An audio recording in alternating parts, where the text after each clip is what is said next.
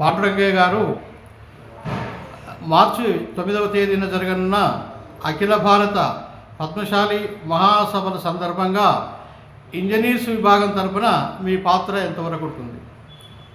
So ఈ యొక్క March 8, 9 తేదీలలో అఖిల భారత పద్మశాలి సంఘ 17వ మహాసభలు, తెలంగాణ ప్రాంత పద్మశాలి సంఘం యొక్క 8వ మహాసభలు నిర్వహించడానికి ఏర్పాట్లు చాలా ఘనంగా జరుగుతూ ఉన్నాయి.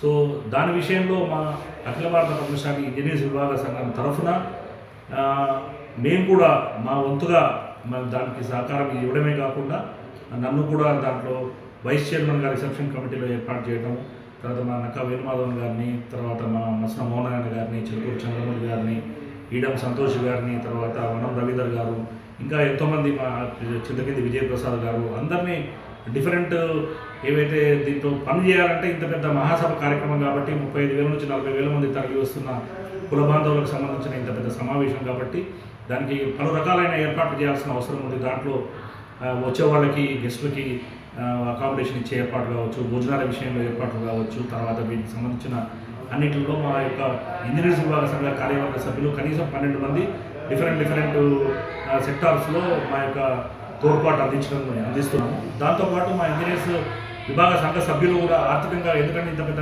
వ్యవస్థ నడుస్తున్నప్పుడు దాంతో ఖర్చుతో కూడుకున్న వ్యవహారం కాబట్టి మా వంతుగా మేము కూడా దానికి కొంచెం ఆర్థికంగా సహకారం చేయడం జరిగింది. ఇంకొక విషయము, తెలంగాణ పద్మశాలి సంఘంలో వర్గ విభేదాలు ఉన్నందున వాటి నుంచి మీకేమైనా సవాలు ఎదురవుతుందా? ఏమీ ఎదురు కావడం లేదు. కానీ మన వాళ్ళు ఎవరికి తోచిన విధంగా వాళ్ళు సంఘాలు పెట్టుకోవడం అనేది సబబు అయితే కాదు. ఎందుకంటే ఇది అఖిల భారత పద్మశాలి సంఘం అనేది ఒక 103 ఏళ్ల చరిత్ర ఉన్న సంఘం ఇది. సో డిఫరెన్స్ ఆఫ్ ఒపీనియన్ అనేది ఎక్కడైనా కామన్ ఉంటుంది.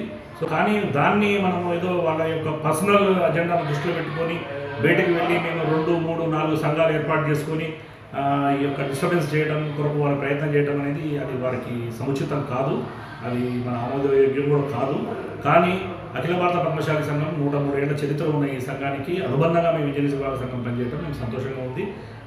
మనం ఏది అయినా మనం దానికి అనుబంధంగా ఉన్నప్పుడు దాంట్లో ఏ విషయాలు ఉన్నా కానీ దానికి సంబంధించినంత వరకు పనిచేయడం మన పరిధి కాబట్టి ఆ పరిధికి లోబడి మేము పనిచేస్తాము. నారాయణగూడలో కొనసాగుతున్నటువంటి అఖిల భారత పద్మశాలి సంఘానికి విశ్వసనీయత లేదని కొంతమంది ముఖ్యులు ఆరోపణ చేస్తున్నారు. దానిపై మీ వ్యాఖ్యానం? చాలామంది వాళ్ళ పరిధిలో వాళ్ళు పనిచేసేటప్పుడు నేనే కరెక్ట్ చేస్తున్నాను అనుకోవడం సహజం, అది మానవ నైజం అది. సో ఆ రకంగా వాళ్ళు ఏదైనా పాయింట్అవుట్ చేసి ఫలానా తప్పు జరుగుతూ ఉన్నాయి, ఒక నిమిషం ప్రూవ్ చేయండి.